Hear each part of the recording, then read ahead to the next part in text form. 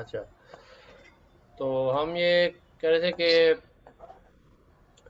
ये जो हम बैग ऑफ वर्ड्स का हम सीख रहे थे अभी, एन ग्राम्स और 2 ग्राम्स और 3 ग्राम्स, ये जो है एक रिजिड अप्रोच है जो कि शैलो मशीन लर्निंग में इस्तेमाल होती है, ना कि डीप लर्निंग में इस्तेमाल होती है। One dimensional convents and recurrent neural networks introduced later in this chapter are capable of learning representation of for groups of words and characters without being explicitly told about the existing of such groups. तो इसको जो है हमें 1D convents जब हम करेंगे या recurrent neural networks करेंगे, तो उसके अंदर जो ये रिप्रेजेंटेशंस हैं वो लर्निंग एक्सप्लिसिटली लर्निंग होती है, एक्सप्लिसिटली लर्निंग होती है। हम हमें उसको बताना नहीं पड़ता कि ये इस तरह की जो सीक्वेंस है या इस तरह के ग्रुप्स जो हैं वो एग्जिस्ट करते हैं। By looking the at continuous word और कैरेक्टर सीक्वेंसेस। एक मिनट।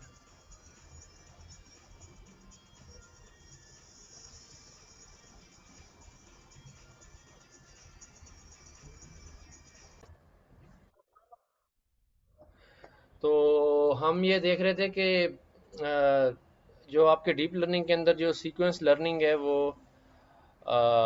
बैग ऑफ वर्ड्स वाली नहीं होती, ठीक है। उसमें जो है without being explicitly told about these such groups, जो हम ये ग्रुप्स बना रहे थे वर्ड्स के, वो हमें नहीं बताने पड़ते, ठीक है। और उसमें हमें जो है ये कंटिन्यूअस वर्ड सीक्वेंस या करेक्टर सीक्वेंस को देखती है डीप लर्निंग, ठीक है। उसमें हमें ये नहीं बताना पड़ता कि एन ग्राम जैसे 2 ग्राम्स हैं या 3 ग्राम्स हैं, वो हमें ग्रुप्स नहीं बताने पड़ते डीप लर्निंग में।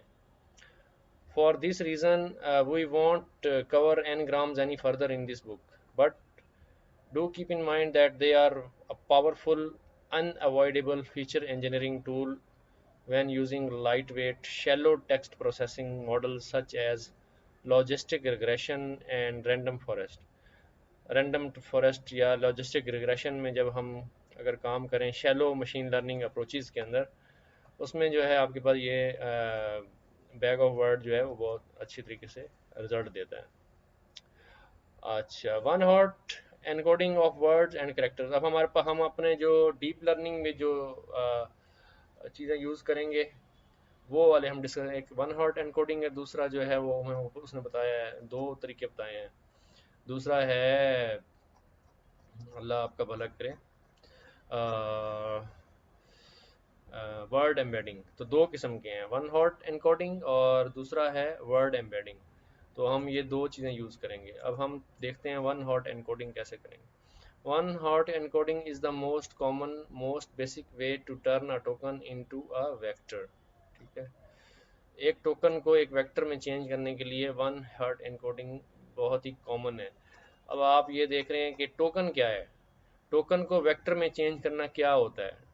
टोकन जो है आपका, ये जो है ना, ये एक टोकन है, द ये एक टोकन है, कैट एक टोकन है, सेट एक टोकन है। इस तरीके से हर वर्ड है वो एक टोकन बन गया।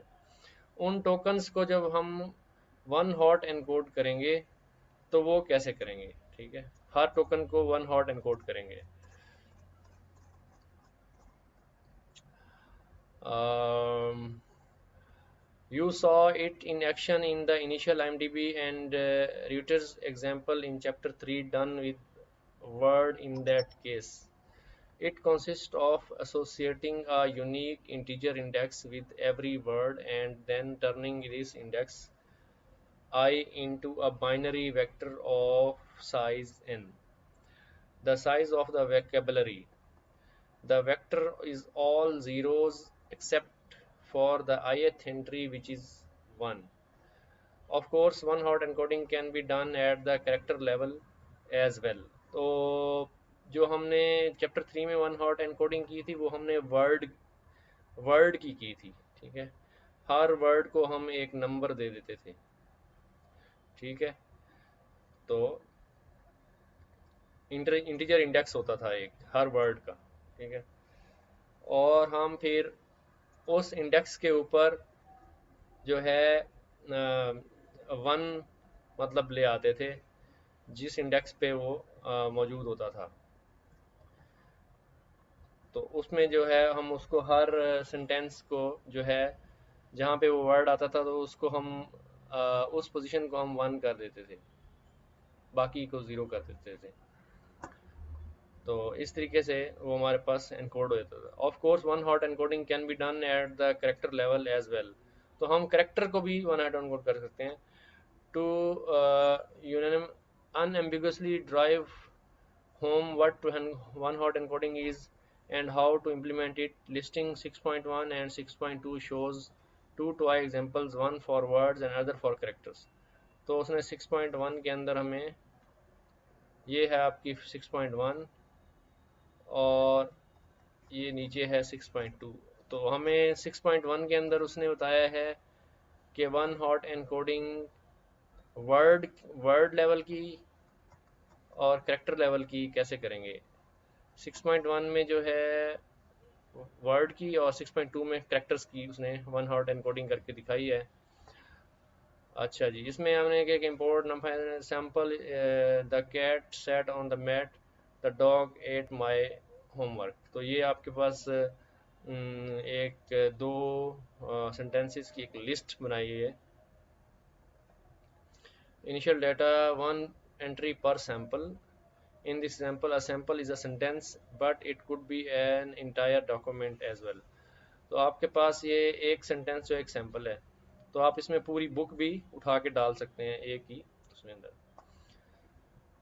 और इसमें जो है builds an index of all tokens in the data।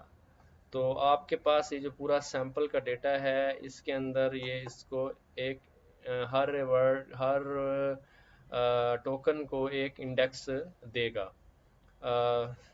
तो टोकन इंडेक्स का एक हमने डिक्शनरी बनाई, एम्प्टी डिक्शनरी, और उसके अंदर फॉर सैम्पल इन सैम्पल्स हमने यहाँ पे फॉर लूप चलाई इसके अंदर।